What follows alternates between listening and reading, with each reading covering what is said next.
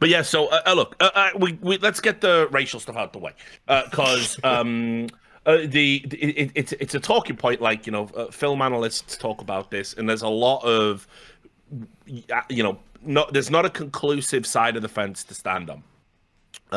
Charlton Heston is playing a Mexican. And so there's a couple of things to consider there. Yes, brown face, I would imagine, is distasteful. And you can't necessarily dismiss it as just something that happened back then. But what I would say as a counterpoint to that is the way this script is written is that Vargas is the unimpeachable, virtuous. He's the noble hero. He's the morally upstanding character in the film. He's the he even influences other characters to be more virtuous. Exactly, and without Charlton Heston, this movie doesn't get made at all. It was a star vehicle. Like I said, it's his project. They wouldn't make it if he isn't in it. Exactly. Yeah. There's no. That's the one weird angle about this whole topic. Like, let's just put the cards on the table. What famous Mexican actor exists in fucking Hollywood in 1957 or whatever? Like, as you say, like, essentially you painted into a corner on this. Do you want the movie made? Yes. Well, you better have someone like Charlton Heston. Okay, we got him. Well, why is he playing that character? Well, you know what I mean? Like, well, which do you want the movie or not? Would it be less racist for the movie not to exist? That's why on this one, I feel like this one's almost a reach that people think this is racism. I'd even say this angle, right? If you're going to do the whole thing about it's brown face, right? So do you just prefer when people don't use any makeup at all? Like, should he just essentially do a Sean Connery and speak Scottish, but say he's a character from Mexico? Would that be better? Maybe, because they don't pull off the makeup very well, I'll say that. But to me, the biggest problem I have with this is this. This just becomes political when people do this too hard. Right? This movie is not made to do a racist stereotype of a Mexican character using an American actor. So there's one, we're not doing that. So it's not intended to be racist. Two, it's actually, like you say, quite a generous and fucking magnanimous sort of rendering of what like a Mexican cop would be like relative to the other people in the story. And then lastly, I'll just say this.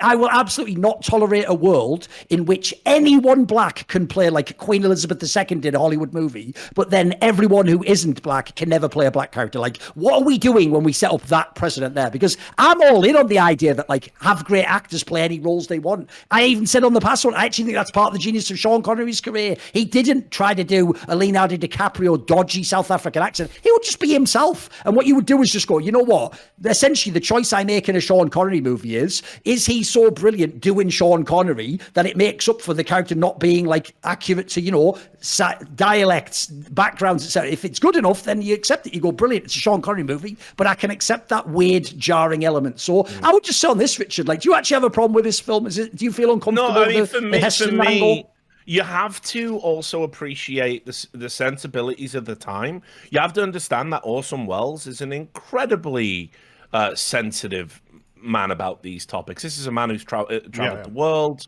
He's very much he actually, if people don't know, he actually put on like a theater play in New York with an all-black cast. Yes. I think he was like in his 20s at the time or something. Yeah. He's actually like a famously like an incredibly like outgoing individual on these topics. Yeah. And knew the history involved in Mexico, modern Mexico as we know it now, and the America's relation with it was very much understood Latino culture, because he spent a lot of time in Hispanic culture. He spent a lot of time in Spain, and he loved Yep. In fact, his ashes are even scattered in Spain. In a bullfighters. Makes sense. If people don't know, it's like anyway, he loved bullfighting, didn't he? Yeah. So this guy, he wasn't this. He wanted this movie where he wanted the white cop to be the bad guy, and he wanted the vector through which we saw his corruption to be racism. Yes, and the quite specifically because his wife was killed by someone he said was mixed race.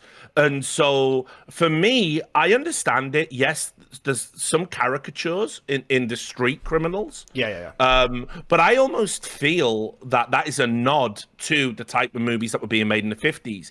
50s is when Chicano cinema starts like rising up, and by the 60s you've got bona fide, in the same way you had like a blaxploitation movement, you started having like Mexican films being made in American soil with a lot of actors that would go on to become household names in the modern era. Chicano cinema really starts in the 50s.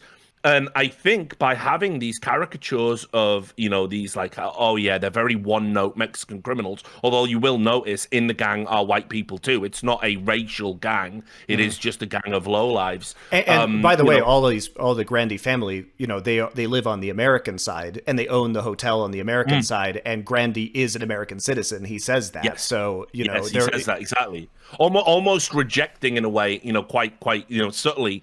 They're saying it's almost like it's America that corrupts, right? Yes. And so Vargas, yes, it's Charlton Heston. Yes, he's not Mexican by birth, but in terms of what this movie says and how it presents a Mexican character as being unimpeachable, breaking away from all the lazy stereotypes, the sombrero wearing, siesta having, that was like comic relief. Up until this point, Mexican actors played. This is just true. They played the gardener in the background, and they might get a few lines or whatever, and it's fucked up that it was like that. But you have to look at this historically and what comes in the 60s and 70s and say, along racial lines, it might not be the right way to get to the destination, but it does help us get to the destination where you have more Mexican actors in prominent roles. Yeah, and as the point's already been made that this wouldn't have been done without Charlton Heston because he is the star, and this wasn't even the apex of Charlton Heston's popularity. That would come with like Ben-Hur, which was released it was released a year later, right? And look, I'm not going to justify this by saying there are other big films in the era that did this, so it's okay, because obviously The Conqueror is a very famous movie where John Wayne plays Genghis Khan, and it's like, I think, way more offensive than this movie in terms of the look of it, at least. But I also think that you have to look at the goals of this movie. And the goals of this movie and the themes of racism and like overcoming the perception of Mexicans and Mexican Americans are very clear. And it's really clear that the movie is presenting Vargas as this educated, erudite, noble person.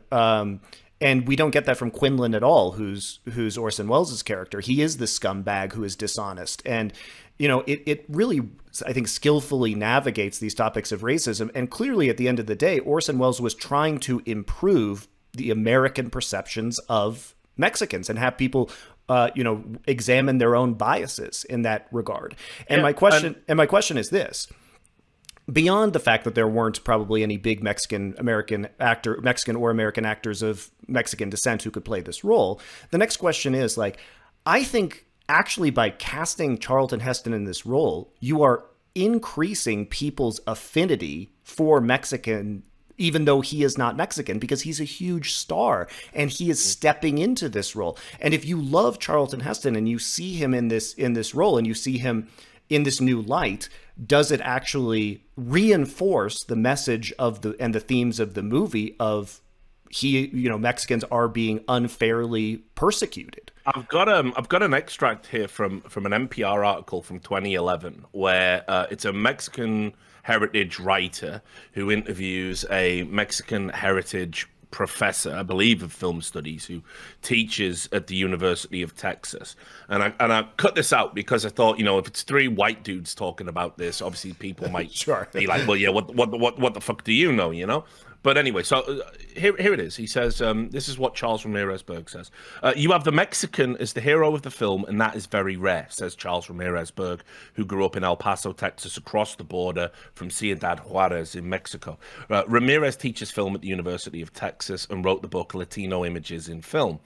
I know Heston is not Latino and he has to play a Mexican and all that stuff, Ramirez says, but still the idea that you have the leading star in this film playing a Mexican and the Mexican who's the hero, that's Orson Welles changing things up and making it much more powerful. Vargas isn't just a good Mexican, he's an educated Mexican. Mm-hmm. And in a Hollywood movie made in 1958, that is powerful, especially when you consider that in the novel the film is based on, Badge of Evil by Whit Masterson, Heston's character is Anglo, not Mexican. In other words, Welles intentionally made Vargas the antithesis of Hollywood's traditional portrayal of Mexican characters. And on the other hand, Hank Quinlan, the film's American police captain in charge of the car bomb investigation, is a morally contemptible man played by Welles himself as the embodiment of evil. So it's about a dishonest cop, and it's even worse because he's the most celebrated cop, and everyone thinks he's a hero, and yet he's thoroughly corrupt, and on top of that, he's a racist. So that's a Mexican heritage professor of film, his take on it and how he was able to engage with the movie and its importance. So I know that's a compelling argument for me. That sways me. Yeah, exactly. And not only that, but the character Vargas is in an interracial relationship with a white American woman, right? And that's seen as he seems to be, by all accounts, a great husband and trying to, in love with her. So I don't know. I think it's overblown, and I think you just have to look at it from the period as to what was possible to accomplish at that time, and see this actually as an extremely progressive film based off of the circumstances they found themselves in. See more cool, funny, interesting clips based on topics from my content? Well, subscribe to this channel then, or, be a pleb and don't.